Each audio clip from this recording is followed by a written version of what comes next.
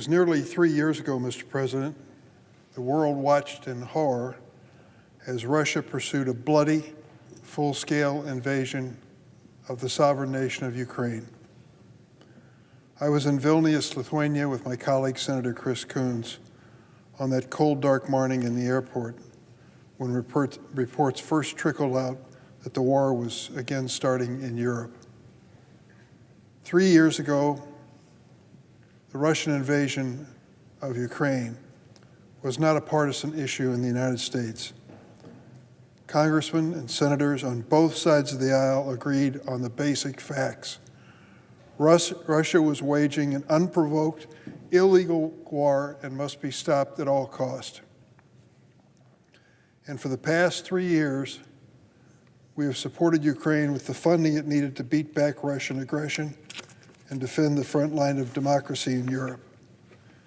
And the Ukrainian people have done just that. 46,000 Ukrainian lives have been lost. 46,000 defending their nation against Putin. We have joined with our NATO allies and many other countries around the world standing by Ukraine. And they have shown an extraordinary courage, a courage for the history books.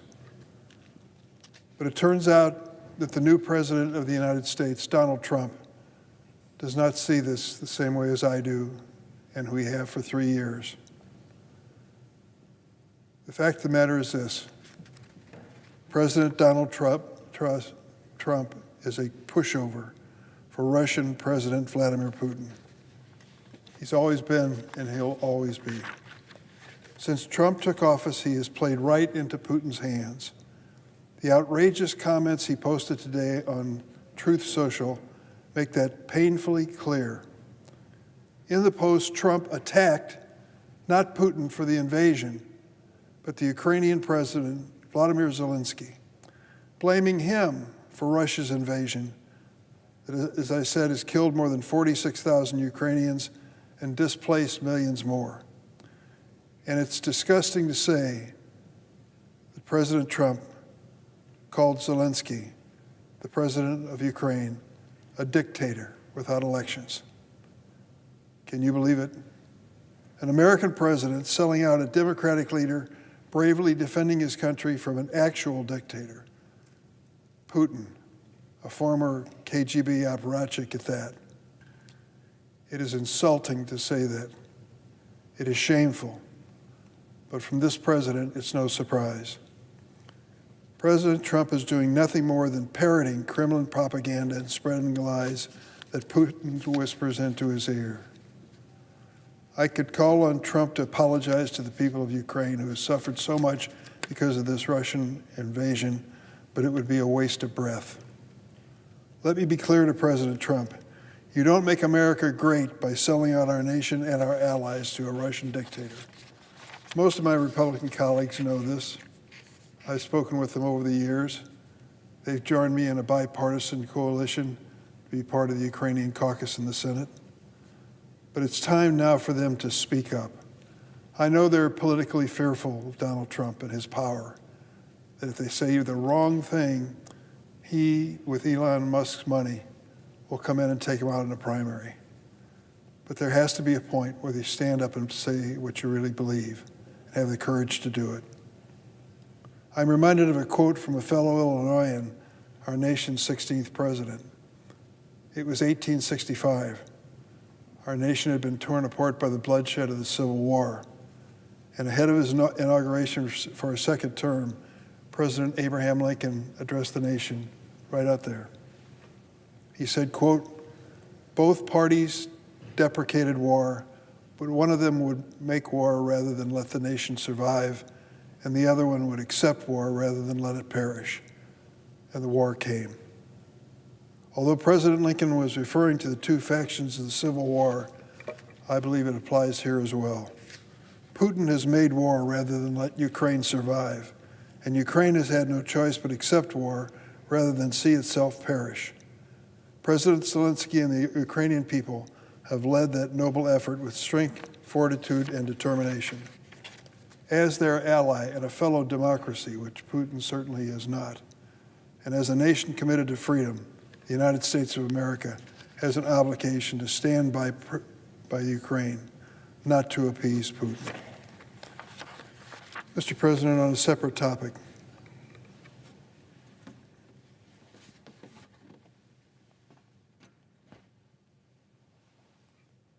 this photo says it all.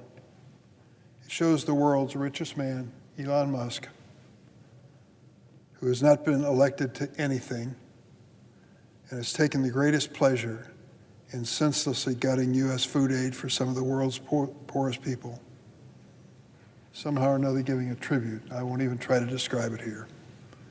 This month, President Trump and Elon Musk attempted to dismantle USAID, the largest distributor of humanitarian aid on this earth. Musk was gleeful when he said, quote, "We're feeding USAID to the wood chipper." USAID provides clean water in Haiti and Jordan, helps fight malaria and tuberculosis in Kenya and Uganda, and supports human rights programs in Burma, China, Iran, North Korea, and Sudan. It provides economic assistance in Central America to help address the root causes of migration and counter the flow of fentanyl into the United States. And it funds humanitarian operations in Syria, including for security at camps to prevent the resurgence of ISIS, as well as campaigns to counter disinformation from Russia and China, all programs critical to our national security. Not only are these cuts to USAID a betrayal of American values to satisfy the narcissism of Elon Musk, but they hurt innocent people. And they hurt American farmers while we're at it, who for decades have helped provide such critical and strategic food aid. You see, despite the lies by Musk and others about U.S. foreign aid, it accounts for about 1% of our federal budget. 1%. And a fact they conveniently leave out that billions of these aid dollars actually flow back into the American economy. These programs have broad bipartisan support historically in Congress. They make America stronger, more influential on the global stage, and America, with these programs, is doing the right thing. That is, until President Trump's reckless and illegal freeze on such assistance, already appropriated into law by Congress. Look at this headline.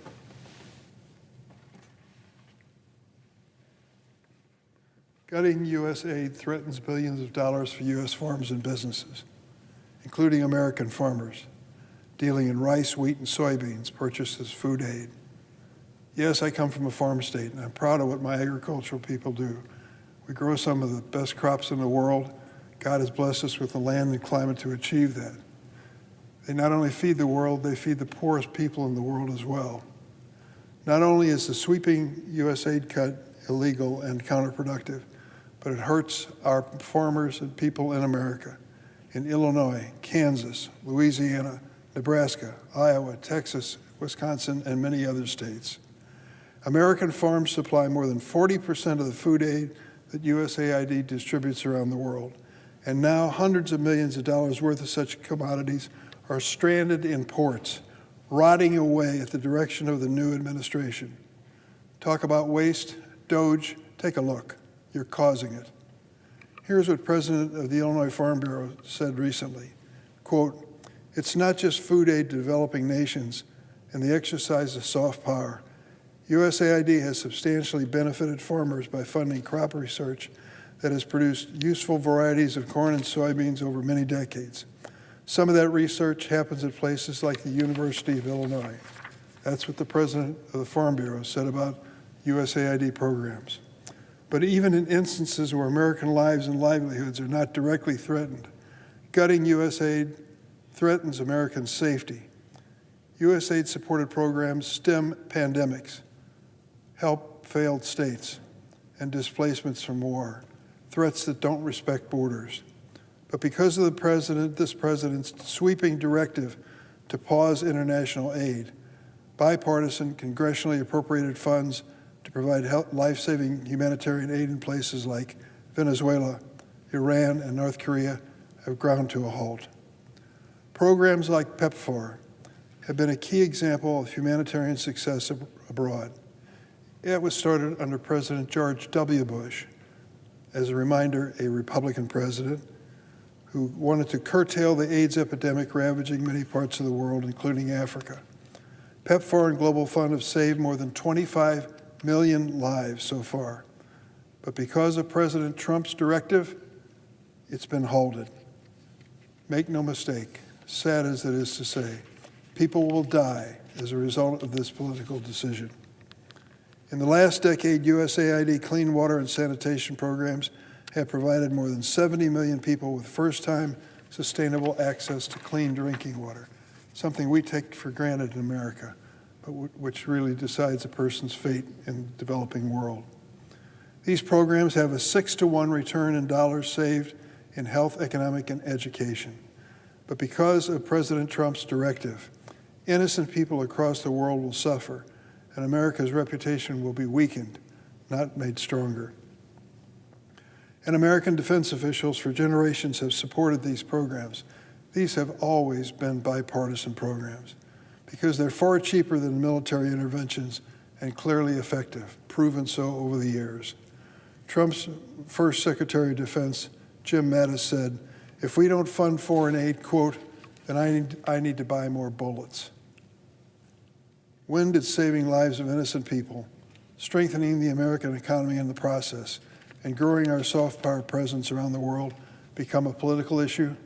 Under President Donald Trump and the co-president Elon Musk. Lastly, I want to highlight how lies about USAID have spread online, some amplified by Russia, China, and other adversaries. For example, there's a false video created by a private company which links to the Kremlin, the company with links to the Kremlin, alleging that celebrities were paid by USAID to visit Ukraine. The Russian influence campaign was reposted on Twitter by Elon Musk, no surprise, and became a viral disinformation rallying cry against USAID. But it was false, like so many of the allegations of supposed outrage by USAID. Yet this kind of nonsense is used by Mr. Musk to justify gutting entirely congressionally appropriated American soft power programs, while many of my Republican colleagues, virtually all of them, sit silently. Nations like China already sense strategic openings under President Trump's decisions to halt U.S. foreign aid. This Senate, Republicans and Democrats, cannot afford to roll over, play dead, and hand over congressional authority on these bipartisan programs and on larger constitutionally designated congressional appropriation powers. Mr. President, I know foreign aid is misunderstood by many Americans. They think it's about 20% of the federal budget when asked. As I said, it turns out to be 1%. I've seen it in action around the world. Some of the scenes that I've witnessed, I'll never forget. A dusty village in India where the children were given for lunch something that my kids would never have touched and yours probably wouldn't either. It was like a dough ball that they used for catfish bait in my part of the world. And you looked at that ball and you think, they're going to eat that? Sure, it's full of good grains and nutrients, but it doesn't look very appetizing. They ate it like it's their last meal. But they didn't eat it quickly. They hesitated and stopped for a moment, bowed their heads in prayer, and then lifted up and started eating their lunch. I asked the person running the program, what was the prayer all about? They said they were thanking the United States of America for sending this food to them, because otherwise they would have nothing. I take great satisfaction in that experience and memory. It says a lot about these programs and what they mean to people around the world, and it said a lot about America, that this was one of our priorities too, that nameless, faceless kids somewhere around the world got something to eat to keep them alive because America cared. That defines America and its values as far as I'm concerned. The notion of, quote, feeding the USAID program to a wood chipper may be a big laugh for Elon Musk, but it's a sad commentary on the values of Mr. Musk and this administration. For goodness sakes, let's stand by American values. A lot of people depend on it. I yield the floor.